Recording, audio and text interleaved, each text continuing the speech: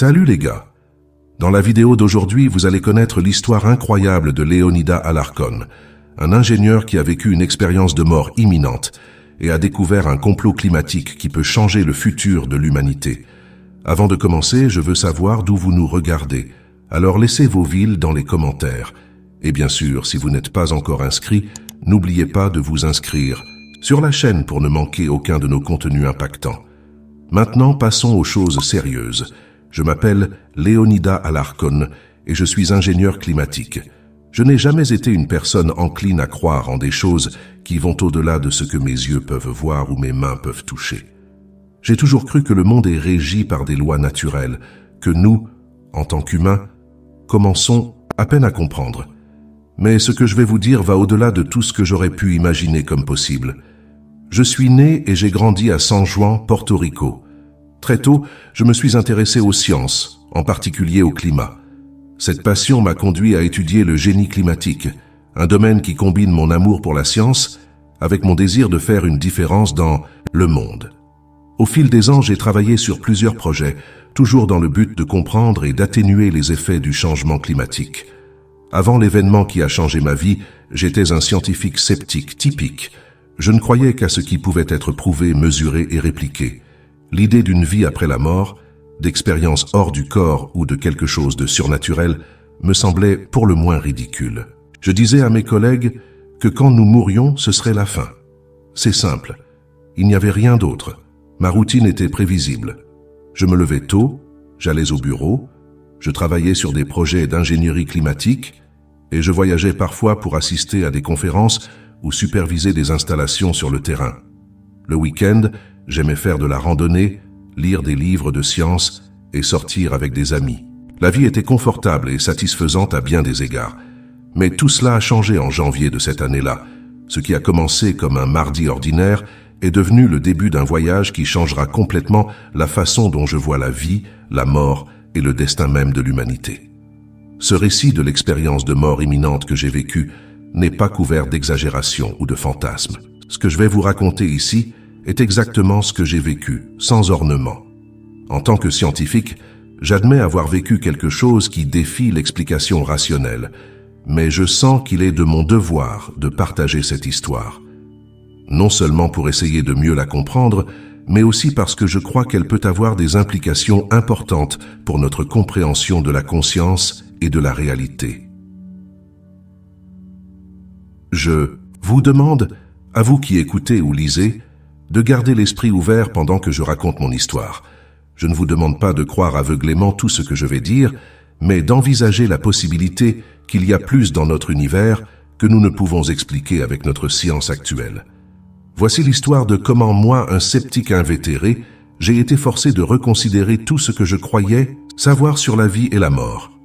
Tout a commencé dans l'après-midi du 10 janvier, une journée apparemment ordinaire à San Juan, Porto Rico. J'avais quitté la maison tôt pour prendre le vol pour Miami, où mon équipe et moi travaillions sur un projet d'ingénierie climatique.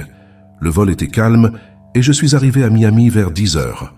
Je suis allé directement au bureau, impatient de commencer mon travail. Vers midi, j'ai commencé à ressentir une légère indisposition. Au début, je n'en faisais pas grand-chose. Je pensais que c'était juste quelque chose que j'avais mangé au petit déjeuner ou peut-être un léger malaise dû au changement d'altitude pendant le vol. J'ai décidé d'ignorer l'inconfort et de continuer à travailler. Après tout, nous avions des délais serrés et beaucoup de travail devant nous. Au fur et à mesure que l'après-midi avançait, le sentiment de malaise s'intensifiait. Ce qui avait commencé comme une légère indisposition se transformait en un mal de ventre de plus en plus gênant. Malgré tout, têtu comme j'ai toujours été, je continuais à travailler.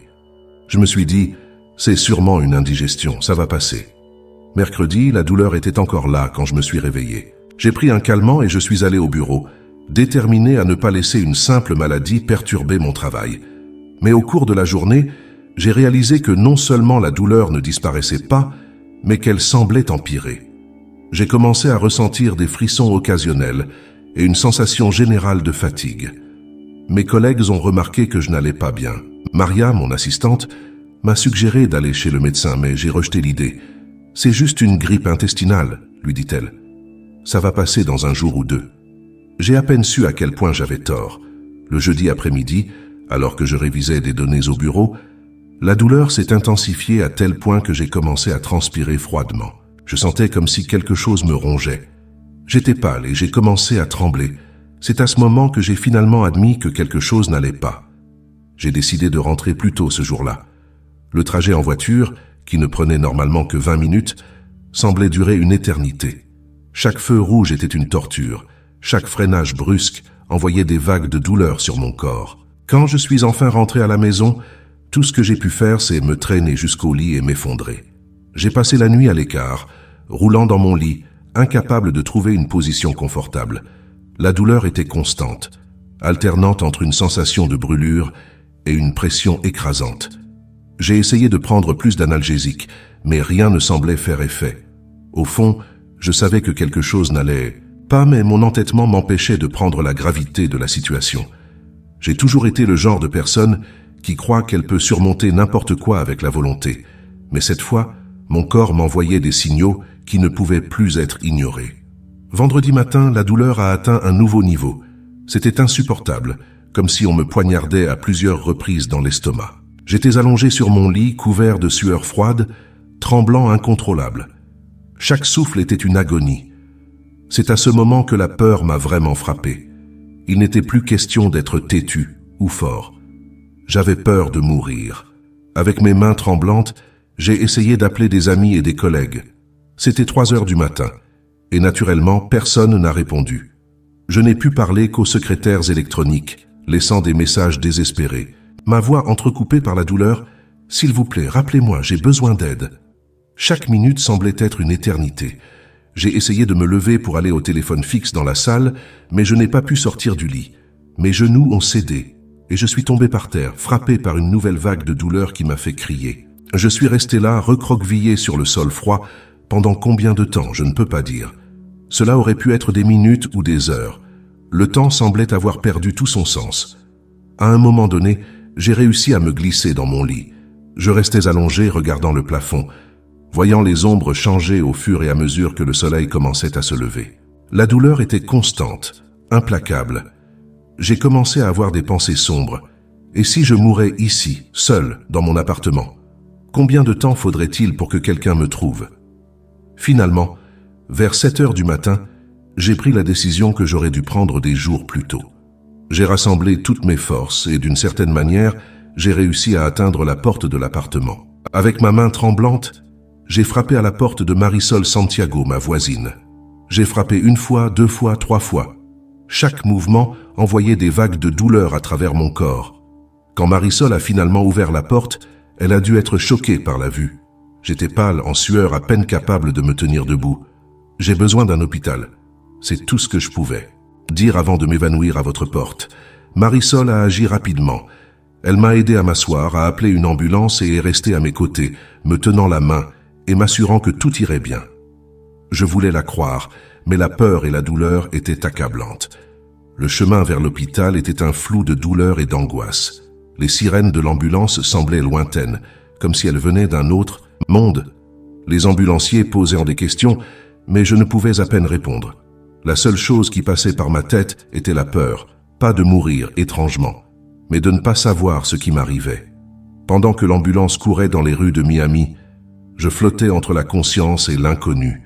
Dans un moment de clarté, j'ai regardé par la fenêtre et j'ai vu le ciel du matin, d'un bleu brillant sans nuages. Je pensais à quel point il était beau et à quelle pourrait être la dernière fois que je le verrais. C'est à ce moment-là que j'ai réalisé combien sa vie était acquise. En arrivant aux urgences, j'ai été immédiatement emmené à l'intérieur. Une équipe médicale semblait préoccupée par mon état. Je me souviens vaguement d'avoir été transféré de la civière de l'ambulance à un lit d'hôpital avec des infirmières courant autour de moi, des voix urgentes donnant des ordres. Un médecin s'approcha de moi. Elle avait des yeux doux, mais son expression était sérieuse. « Monsieur Alarcón, dit-elle, pouvez-vous me dire où est la douleur ?» J'ai à peine pu parler, alors je n'ai fait que pointer mon abdomen. Elle a doucement pressé différents points de mon ventre et j'ai crié de douleur quand elle a touché le côté droit. « Nous soupçonnons une appendicite », j'ai entendu un autre médecin dire, « mais il pourrait y avoir quelque chose de plus. Nous devons faire des tests immédiatement. » Les mots calmes semblaient venir de loin. Je flottais dans un brouillard de douleur et de confusion. J'ai été emmené pour faire un scanner. Le bruit de la machine était assourdissant et je devais rester complètement immobile, ce qui était une torture donnée à l'intensité de la douleur. Chaque seconde semblait durer une éternité. Lorsque les résultats sont arrivés, l'atmosphère dans la salle a changé. Les médecins parlèrent d'urgence et à voix basse. J'ai entendu des mots comme perforation, péritonite et sepsis. Je ne comprenais pas complètement ce qui se passait, mais je savais que c'était grave. Le docteur est revenu à moi. « Monsieur Alarcon, dit-elle en me tenant la main, les examens montrent que son appendice s'est rompu et que l'infection s'est propagée. Il faut l'opérer immédiatement. » La peur que j'ai ressentie à ce moment-là était indescriptible. Moi qui ai toujours été en contrôle, qui a toujours cru pouvoir résoudre n'importe quel problème avec logique et raison, j'étais complètement à la merci de forces au-delà de mon contrôle. J'ai signé les formulaires de consentement avec une main tremblante. C'était comme si toute ma vie passait sous mes yeux. La dernière chose dont je me souvienne avant que l'anesthésie ne fasse effet, c'est de regarder le visage de l'infirmière qui tenait ma main. Elle sourit gentiment et dit « Ça va aller ». Je voulais la croire. Et puis l'obscurité m'a enveloppé. Ce qui s'est passé ensuite changerait pour toujours ma compréhension de la réalité, de la vie et de la mort. Mais à ce moment-là, allongé sur la table d'opération, je n'avais aucune idée de l'extraordinaire voyage qui allait commencer. Ce qui a suivi est difficile à décrire avec des mots. C'est comme essayer d'expliquer les couleurs à quelqu'un que vous n'avez jamais vu. Mais je ferai de mon mieux pour partager l'expérience aussi clairement que possible. Au début, c'était comme si je flottais. La douleur qui m'avait tourmenté pendant des jours disparut, laissant un soulagement si profond que j'ai presque pleuré. Mais j'ai alors réalisé quelque chose d'étrange. Je pouvais voir mon propre corps allongé sur la table d'opération. C'était une sensation surréaliste. Je regardais vers le bas, voyant les médecins et les infirmières travailler frénétiquement autour de mon corps. Je pouvais voir le chirurgien faire l'incision, je pouvais voir le moniteur cardiaque, je pouvais même lire les étiquettes sur les équipements médicaux. Mais je ne sentais rien. Il n'y avait pas de douleur, pas de peur, juste un sentiment de paix et de curiosité. J'ai essayé de parler aux médecins, de leur dire que j'allais bien, qu'ils n'avaient pas à s'inquiéter, mais ma voix ne produisait aucun son. Ou plutôt, je n'avais pas de voix, je n'avais pas de corps. C'était juste une conscience. Tout à coup, j'ai eu l'impression d'être tiré en arrière. La salle d'opération a commencé à disparaître, comme si elle était aspirée dans un tunnel. Il était un sentiment vertigineux, comme si je suis sur une montagne russe à grande vitesse. Mais sans la peur ou l'adrénaline, juste un sentiment de mouvement rapide et incessant. Le tunnel était sombre, mais pas effrayant. Il y avait des rayures colorées qui me traversaient à grande vitesse, comme des étincelles ou des étoiles filantes bleues, rouges, verts, violets couleurs que je n'avais jamais vues auparavant, couleurs dont je ne sais même pas si elles ont un nom dans notre monde. C'était comme si je voyageais à la vitesse de la lumière, traversant des galaxies entières en quelques secondes. Et puis, aussi brusquement qu'il a commencé, le mouvement s'est arrêté, et je me suis trouvé dans un vaste désert. Le ciel était d'un bleu profond, presque irréel, et l'air avait une qualité cristalline que je n'avais jamais expérimentée auparavant. À l'horizon, j'aperçus une construction étrange. C'était comme si quelqu'un avait mélangé une église gothique avec une vieille grange. La structure semblait briller d'une lumière qui lui était propre, m'appelant. J'ai regardé autour de moi et j'ai vu un flux constant de personnes-êtres. Je ne sais pas comment les décrire. Ce sont des formes lumineuses, certaines vaguement humanoïdes, d'autres complètement abstraites, toutes se déplaçant vers cette structure particulière. J'ai décidé de les suivre. Pendant que je marchais ou flottais, je n'étais pas sûr, je me suis rendu compte que personne ne semblait me voir. C'était comme si j'étais invisible, ou comme s'ils étaient tellement concentrés sur leur destin que rien d'autre ne comptait. Quand je suis arrivé à l'entrée de la structure, j'ai hésité un instant. Quelque chose me disait qu'une fois entré, il n'y aurait plus de retour, mais la curiosité était plus forte. J'ai fait un pas en avant et franchi le seuil. L'intérieur était encore plus surréaliste que l'extérieur. C'était un immense espace, beaucoup plus grand que ce qui semblait possible de l'extérieur.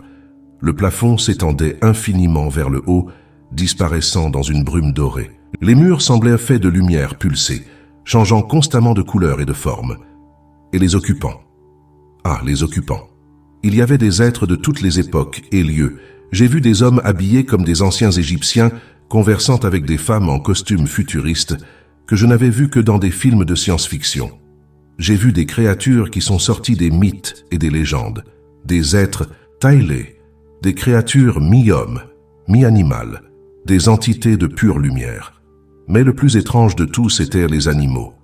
Il y avait des lions couchés paisiblement à côté de gazelles, des oiseaux exotiques perchés sur les épaules de gens, même des créatures que j'étais sûr d'être éteintes depuis des millions d'années.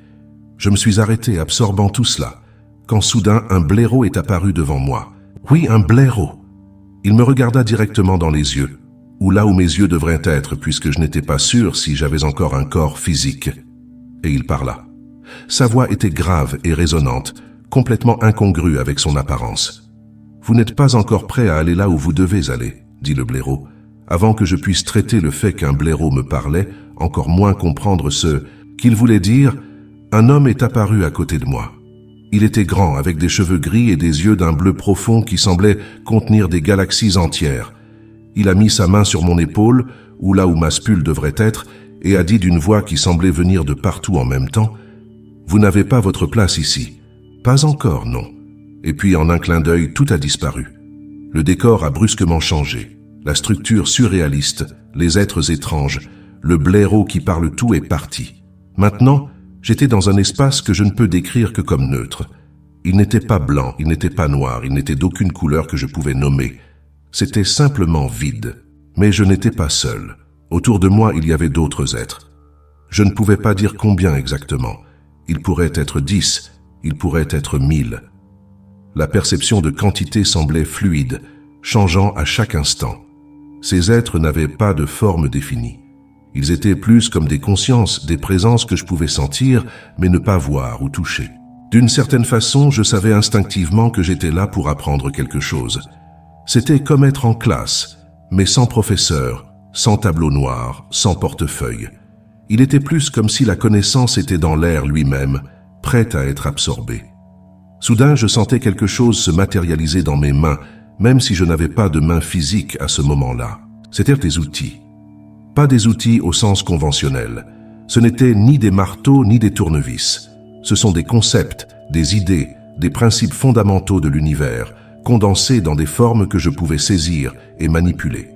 Chaque outil avait une fonction spécifique. L'un semblait contenir toute la connaissance sur la nature du temps, l'autre était comme une carte de la conscience humaine. L'autre encore semblait être une clé pour comprendre l'interconnexion de toutes les choses dans l'univers. Père, je n'étais pas seul dans cette tâche. À mes côtés se trouvait un autre être, un partenaire pour ainsi dire. Ensemble, nous avons commencé à utiliser ces outils pour construire. Nous ne construisions pas quelque chose de physique, mais quelque chose de plus abstrait. C'était comme si nous créions une structure de guérison, une matrice de bien-être qui s'étendait au-delà du temps et de l'espace. Le processus était fascinant. Chaque mouvement que nous faisions avec les outils provoquait des ondulations dans le tissu de la réalité qui nous entourait. Je pouvais voir, ou plutôt sentir, l'impact de nos actions se propager dans l'univers, affectant des vies et des réalités innombrables. Je ne peux pas dire combien de temps il a passé dans cette tâche. Ils auraient pu être des minutes. Ils auraient pu être des millénaires. Le temps semblait n'avoir aucun sens dans cet endroit. Tout ce que je sais, c'est qu'une fois qu'on a rompu, on ressent un profond sentiment d'accomplissement. C'était comme si nous avions contribué à quelque chose de bien plus grand que nous-mêmes. À la fin de ce processus, j'ai senti que j'avais appris quelque chose d'essentiel, quelque chose qui allait fondamentalement changer ma compréhension de l'univers et de ma place dans celui-ci. Mais paradoxalement, plus j'essayais de m'accrocher à cette connaissance, plus elle semblait glisser entre mes doigts. C'était comme essayer de se souvenir d'un rêve au réveil. Vous savez que c'était important, vous savez que c'était profond, mais les détails ont échappé, ne laissant qu'une impression, une sensation. Quand la classe a pris fin, je me suis retrouvé au point de départ, mais quelque chose avait changé. J'ai eu l'impression d'avoir été reconfiguré à un niveau fondamental. Et bien que je ne puisse pas exprimer exactement ce que j'avais appris, je savais que cette expérience m'avait changé pour toujours. Ce n'est qu'alors que je me suis rendu compte que ce n'était pas la fin du voyage, mais seulement le début. Je n'avais pas beaucoup de temps pour planifier ce qui était arrivé, car j'ai été pris par une force puissante et soudain je me suis trouvé planant au-dessus de la Terre. C'était une vue à couper le souffle. La planète bleue tournoyant doucement dans l'espace, enveloppée de nuages blancs. Pendant un instant, j'ai été pris par la beauté et la fragilité de notre monde. Mais alors quelque chose a commencé à changer. Les nuages ont commencé à se déplacer de manière erratique, formant des motifs que je n'avais jamais vus auparavant. Des ouragans énormes se formaient et se dissipaient en quelques secondes. Les calottes polaires fondaient à vue d'œil, et le niveau des océans montait rapidement, engloutissant des côtes et des îles entières. Le scénario était apocalyptique. Les incendies de forêt dévoraient des continents entiers, tandis que dans d'autres régions, les pluies provoquaient des inondations catastrophiques. L'air devenait de plus en plus sombre, comme si un rideau de fumée avait recouvert toute l'atmosphère de la planète. Mon cœur s'est serré en voyant cette destruction à l'échelle mondiale. En tant qu'ingénieur climatique, j'ai toujours su quels étaient les risques du changement climatique, mais les voir se produire de cette façon était dévastateur. Je voulais avertir quelqu'un, faire quelque chose pour empêcher cet avenir terrible. C'est alors que j'ai remarqué quelque chose d'étrange. Au milieu de ce chaos, il y avait des motifs. Les catastrophes ne se produisaient pas de manière totalement aléatoire. Il y avait une certaine régularité en elles, comme si elles étaient orchestrées. Avant que je puisse réfléchir davantage, une lumière intense est apparue à côté de moi. C'était un être lumineux, rayonnant, dégageant une énergie que je ne peux décrire que comme rassurante. Il n'avait pas de forme définie, mais d'une certaine manière, je savais que c'était remodeler la géopolitique globale selon leurs intérêts. La révélation m'a laissé étourdi. En tant que scientifique, j'ai toujours cherché des explications rationnelles pour les phénomènes naturels. L'idée que quelqu'un puisse contrôler le climat de cette façon ressemblait à quelque chose qui sort d'un film de science-fiction. Et pourtant, en voyant les modèles de catastrophes, ils ont commencé à avoir un terrible sens. L'être de lumière a poursuivi son explication. Cette manipulation du climat n'était qu'une partie d'un plan plus grand, un plan qui impliquait le contrôle social, économique et politique à l'échelle mondiale. Les architectes de ce plan croyaient agir pour le bien commun, mais ils causaient une souffrance incalculable et mettaient en danger l'avenir même de l'humanité. J'ai senti une vague de désespoir m'envahir. Comment lutter contre quelque chose d'aussi vaste et puissant? Comment moi, une seule personne, pourrais-je empêcher cette catastrophe? Ce fut alors que l'être de lumière me transmettait un message d'espoir. Cette manipulation ne durera pas pour toujours. Il y avait d'autres forces en jeu, des êtres plus évolués qui intervenaient pour empêcher que cet agenda sombre ne nuise à l'humanité. Je n'étais pas seul dans mon combat. Cet être m'a assuré que, même si le chemin était difficile, il y avait de l'espoir pour l'avenir. La conscience collective de l'humanité évoluait, et de plus en plus de gens se réveillaient à la vérité. Chaque petit acte de résistance, chaque choix conscient, chaque effort pour protéger notre planète faisait la différence. En absorbant ces informations, j'ai ressenti un mélange d'émotions. Peur de l'avenir que j'avais vu, colère pour ceux qui causaient tant de mal, mais aussi une étincelle d'espoir. Peut-être me suis-je dit, est-ce pour cela que je vis cette expérience? Peut-être ai-je un rôle à jouer dans cette lutte pour l'avenir de la Terre. Avant que je puisse poser plus de questions, la vision a commencé à se dissiper. La Terre, les catastrophes, l'être de lumière, tout a commencé à s'estomper comme le brouillard au soleil. Mais les révélations que j'ai reçues ont été gravées dans mon esprit. Une connaissance que je savais qui changerait le cours de ma vie pour toujours. Lentement, très lentement, j'ai commencé à sentir que je revenais. C'était comme émerger des profondeurs d'un océan en remontant progressivement à la surface. Les sensations physiques ont commencé à revenir. D'abord un picotement dans les extrémités, puis une conscience du corps. J'ai ouvert les yeux, clignotant dans la lumière. J'étais de retour à la salle d'opération. Le bip des moniteurs à côté de moi me ramenait au monde physique. Une infirmière a remarqué que je me réveillais et s'est approchée du lit. « Bienvenue à nouveau, monsieur Alarcon », dit-elle avec un sourire doux. « Vous nous avez fait une bonne frayeur. » J'ai essayé de parler, mais ma gorge était trop sèche. L'infirmière m'a offert un peu d'eau que je buvais avidement. « Combien de temps ?» j'ai pu demander avec ma voix rauque. « Vous avez été en chirurgie pendant environ 4 heures, elle a répondu. Et puis, il était inconscient pour 2 jours supplémentaires. Nous l'avons gardé sous sédatif pour aider à la guérison. 2 jours? Cela semblait impossible. L'expérience que j'avais vécue semblait durer une éternité et en même temps, un instant. Le médecin est entré dans la pièce peu après et m'a expliqué ce qui m'était arrivé. Mon appendice s'était rompu, provoquant une infection grave qui s'est propagée au foie. Il était juste, dit-il avec une expression sérieuse. Si vous aviez attendu quelques heures de plus pour demander de l'aide, vous ne seriez probablement pas ici maintenant. Pendant que le médecin discutait de mon rétablissement et des prochaines étapes du traitement, je me suis retrouvé à regarder autour de la pièce en espérant voir un signe du monde que j'avais expérimenté. Mais tout semblait normal, terriblement normal. C'est alors que j'ai remarqué quelque chose d'étrange dans le coin de la pièce.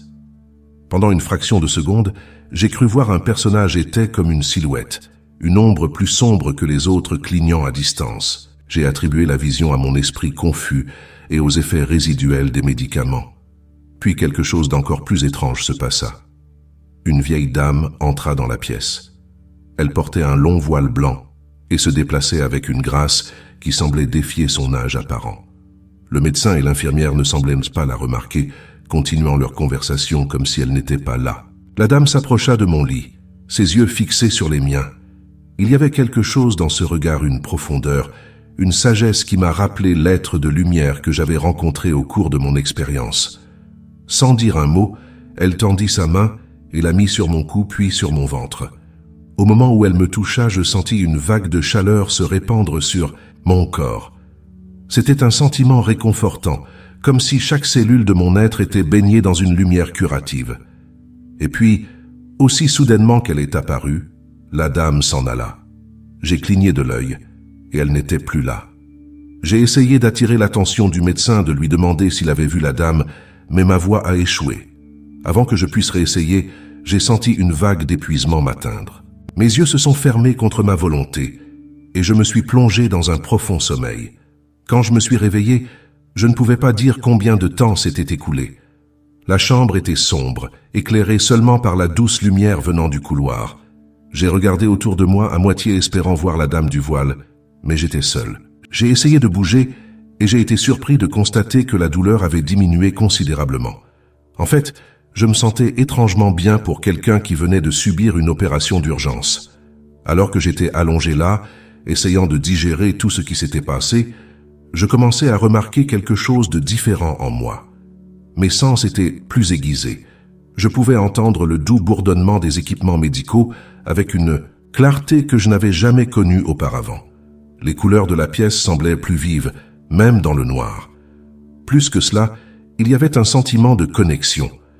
C'était difficile à expliquer, mais je me sentais connecté à tout autour de moi d'une manière que je n'avais jamais ressentie auparavant.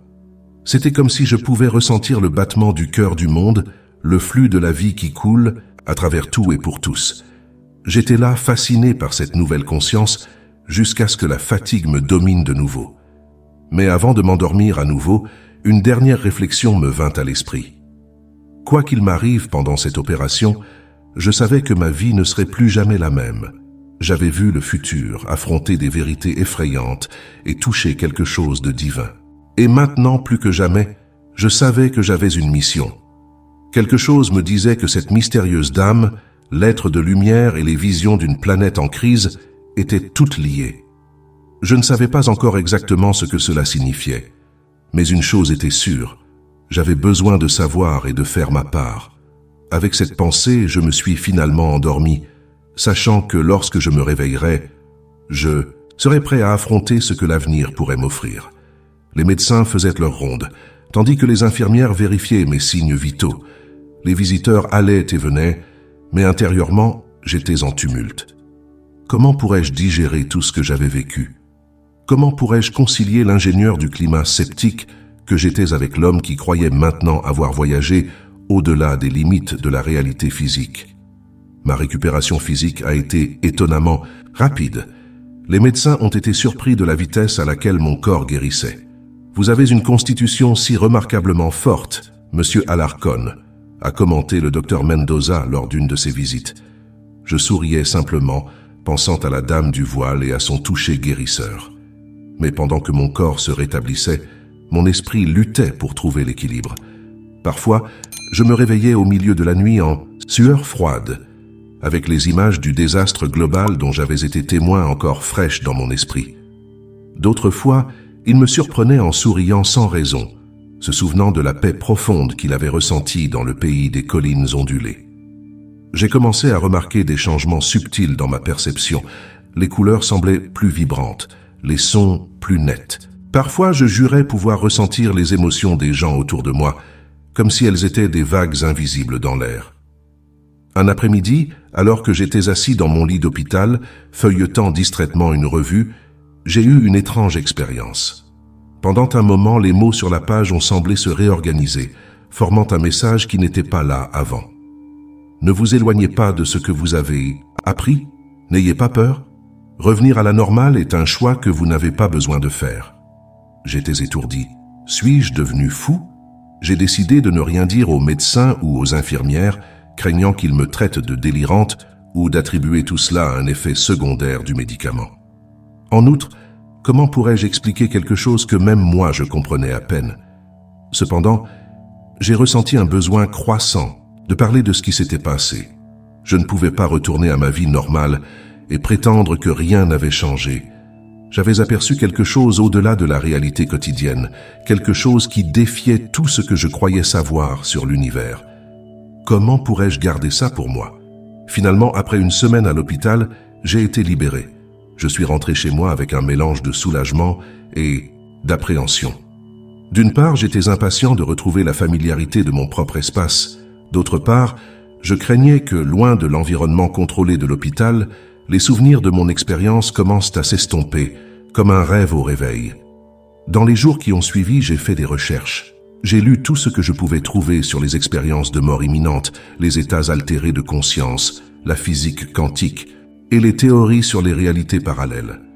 Certaines choses résonnent avec ce que j'ai expérimenté, d'autres semblent complètement étrangères. Mais plus je lisais, plus je me rendais compte que je ne trouverais pas de réponse dans des livres ou des articles scientifiques. Ce que j'avais vécu était au-delà de ce que la science actuelle pouvait expliquer, et pourtant, il avait été si réel, si viscéral. Alors, j'ai pris une décision. Je ne pouvais pas retourner à ma vie précédente et prétendre que rien n'avait changé. J'avais besoin de mieux comprendre ce qui m'était arrivé, et plus important encore, ce que cela signifiait pour l'avenir. Pas seulement le mien, mais celui de toute l'humanité. Je savais que le chemin à suivre serait difficile. Beaucoup me traiteraient de fou, d'autres essaieraient d'exploiter mon expérience pour leur propre fin. Mais je ne pouvais pas ignorer ce que j'avais vu et appris. J'ai regardé par la fenêtre de mon appartement, observant la ville dehors. Les gens allaient et venaient, étrangers à l'immensité de l'univers et aux forces en jeu au-delà de notre compréhension. J'ai senti le poids de la responsabilité sur mes épaules. Quelque chose avait fondamentalement changé en moi. Mon cordon de vie, comme j'ai commencé à l'appeler, semblait avoir été modifié d'une certaine manière. C'était comme si une partie de moi était restée dans cet autre monde et en même temps, comme si j'avais apporté quelque chose avec moi. À ce moment-là, je me suis fait une promesse. J'utiliserai cette seconde chance et cette nouvelle compréhension pour faire la différence. Je ne savais pas encore exactement comment, mais j'étais déterminé à trouver un chemin. Mon voyage commençait. Alors que je suis assise ici, des mois après mon expérience de mort imminente, je me bats encore pour mettre en mots tout ce qui s'est passé et ce que cela signifie. En tant qu'homme de science, j'ai toujours cherché des explications logiques et rationnelles pour les phénomènes du monde, mais ce que j'ai expérimenté défie toute logique et raison que je connaissais. Il y a des jours où je me réveille, et pour un bref instant, je pense que tout n'est qu'un rêve éveillé ou une hallucination causée par le traumatisme et les médicaments. Mais alors, je ressens cette connexion, cette conscience élargie qui m'a enveloppé, et je sais que c'était réel, aussi réel que le sol sous mes pieds ou l'air que je respire. Ma vie a profondément changé depuis cette expérience. Je ne peux plus voir le monde de la même façon. Chaque interaction, chaque moment semble être imprégné d'une signification plus profonde. Je vois les interconnexions entre toutes choses, la toile invisible qui unit toute l'existence. Mon travail d'ingénieur climatique a également été affecté. Je ne peux plus voir le changement climatique comme un problème technique à résoudre. Je comprends maintenant que c'est le symptôme d'un déséquilibre beaucoup plus grand, pas seulement sur notre planète, mais dans notre propre conscience collective. Les visions que j'ai du futur, les désastres, la manipulation, la souffrance, me hantent toujours. Il y a des nuits où je me réveille en panique, craignant qu'il soit trop tard pour changer le cours de l'humanité. Mais alors je me souviens de l'espoir qui m'a été montré, de l'intervention d'êtres plus évolués, et je trouve la force de continuer. Je suis prudent dans le partage de mon expérience. Seuls quelques amis proches et la famille connaissent tous les détails. Pourtant, je vois le scepticisme dans vos yeux, la crainte que j'ai été affecté mentalement par ma proximité de la mort. Au travail, j'ai remarqué des regards étranges et des conversations chuchotées. Lors d'une évaluation de mes performances, mes supérieurs ont mentionné une discontinuité dans mon comportement et ma performance. C'est comme si j'étais deux personnes différentes, le Léonidas d'avant et celui d'après. Ils n'ont pas tort. J'ai décidé de ne pas mentionner l'expérience de mort imminente au travail. Comment expliquer que mon âme a été modifiée par un voyage au-delà de Sex, la compréhension humaine? Comment leur faire comprendre que je vois maintenant des motifs et des connexions qui étaient auparavant invisibles pour moi? Parfois, je me surprends à questionner ma propre santé mentale. Ai-je vraiment vécu tout cela, ou mon esprit a-t-il créé un fantasme élaboré pour faire face au traumatisme de la mort imminente? Mais alors je me souviens de la sensation de paix absolue que j'ai ressentie, de l'amour inconditionnel que j'ai ressenti, et je sais qu'aucun fantasme ne pourrait reproduire cela. J'essaie d'équilibrer ma nouvelle perspective avec les exigences de la vie quotidienne. Je continue mon travail, paie mes factures, garde mes habitudes, mais maintenant il y a toujours une partie de moi qui est connectée à quelque chose de plus grand, quelque chose au-delà de ce monde physique. J'ai commencé à méditer régulièrement, essayant de retrouver ce sentiment de connexion universelle que j'avais ressenti. Parfois, pendant ces moments de calme, j'ai des aperçus d'un autre monde. Elles sont brèves et fuyantes, mais me rappellent qu'il y a plus dans la réalité que ce que nos yeux peuvent voir. J'ai aussi cherché des moyens d'utiliser mes connaissances pour faire la différence. J'ai commencé à travailler sur un nouveau projet d'ingénierie climatique qui intègre les principes de durabilité et d'harmonie avec la nature. C'est un petit pas, mais je sens que c'est un début. Je ne sais pas encore exactement quel est mon rôle dans cette grande tapisserie cosmique, mais je sais que j'ai été changé pour une raison, qu'on m'a donné un aperçu de quelque chose de plus grand pour un but. Alors que je regarde par la fenêtre et vois le soleil se coucher, peignant le ciel avec des couleurs qui semblent maintenant plus vibrantes que jamais, je ressens un mélange d'admiration, d'humilité et de détermination. Je ne sais pas ce que l'avenir réserve pour moi ou pour l'humanité, mais je sais que mon voyage est loin d'être terminé. En fait, je sens qu'elle vient juste de commencer. Parfois, quand je suis seul et silencieux, je peux presque entendre les échos de cet autre monde. C'est comme une musique lointaine, juste au-delà de la portée de mon audition. Dans ces moments, je ressens une profonde nostalgie, un désir de cette paix et de cette connexion que j'ai vécue, mais aussi une détermination renouvelée à accomplir ce qui est mon but ici. J'ai beaucoup réfléchi sur le concept de temps, depuis mon expérience. Ce qui semblait linéaire et immuable, je le vois maintenant comme flexible et multidimensionnel. Les moments que j'ai vécus de l'autre côté semblaient durer une éternité et, en même temps, un instant.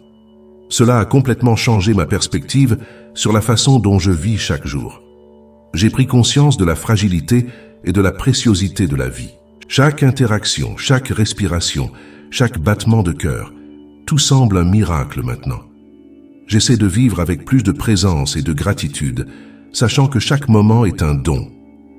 En même temps, je porte avec moi le poids de la connaissance que j'ai acquise. Les visions de l'avenir que j'ai eues, les catastrophes climatiques, la manipulation à l'échelle mondiale, sont un rappel constant de la responsabilité que j'ai. Je ne peux pas juste m'asseoir et regarder alors que le monde se dirige vers l'abîme. Je sais que j'ai été sauvé et renvoyé pour une raison, mais comment puis-je faire la différence? Comment puis-je éviter ce que j'ai vu sans passer pour un fou? Au cours des derniers mois, j'ai commencé à faire de petits changements dans ma vie. J'ai donné une part importante de mes économies à des organisations qui travaillent pour des causes environnementales et sociales. J'ai réduit ma consommation, commencé à cultiver mes propres aliments dans un petit jardin sur le balcon de l'appartement et me suis impliqué plus activement dans les communautés locales de développement durable. Je ne sais pas si ces actions sont suffisantes pour contrebalancer les forces globales qui nous mènent au désastre, mais j'ai besoin de croire que chaque petite action compte. Il y a une phrase que j'ai lue quelque part et qui me vient à l'esprit: si vous pensez être trop petit pour faire la différence, essayez de dormir avec un moustique. Cette idée me donne la force de continuer, même lorsque les circonstances semblent insurmontables. Enfin, j'ai commencé à écrire sur mon expérience, dans l'espoir que partager mon histoire puisse aider d'autres personnes qui pourraient être en train de traverser quelque chose de similaire, ou qui pourraient se sentir déçues par l'état du monde. Même si vous ne comprenez pas complètement ce que j'ai vécu, j'espère que mes paroles inspireront d'autres à chercher une connexion plus profonde avec la vie et l'univers. Ceci est mon témoignage, ma tentative de donner un sens à quelque chose qui peut finalement être au-delà de la compréhension humaine. Et ainsi, chaque jour qui passe, je continue mon voyage. J'apprends toujours, je grandis encore. Et bien que les doutes et les peurs ne soient jamais loin, j'ai une nouvelle foi en moi-même et dans l'univers. Je sais que mon expérience n'était qu'un début, un réveil vers une nouvelle façon d'être et de voir le monde. Je ne sais pas où mon voyage me mènera, mais je suis prêt à suivre le chemin avec un cœur et un esprit ouverts, prêt pour tout ce qui viendra. Un anesthésiste est venu m'expliquer la procédure, mais ces mots n'avaient pas beaucoup de sens pour moi.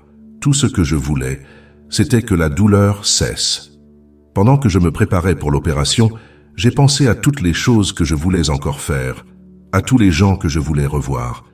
J'ai pensé aux projets inachevés, aux voyages non réalisés, aux mots non prononcés, entité consciente et bienveillante. L'être a commencé à me parler, non pas avec des mots, mais directement dans mon esprit. Les informations coulaient comme une rivière, rapide et écrasante. Ce que j'ai appris m'a profondément choqué. Ces catastrophes, a-t-il expliqué, n'étaient pas entièrement naturelles. Elles étaient en grande partie le résultat d'une technologie avancée et secrète, manipulée par des groupes puissants dans le but de contrôler des nations entières et de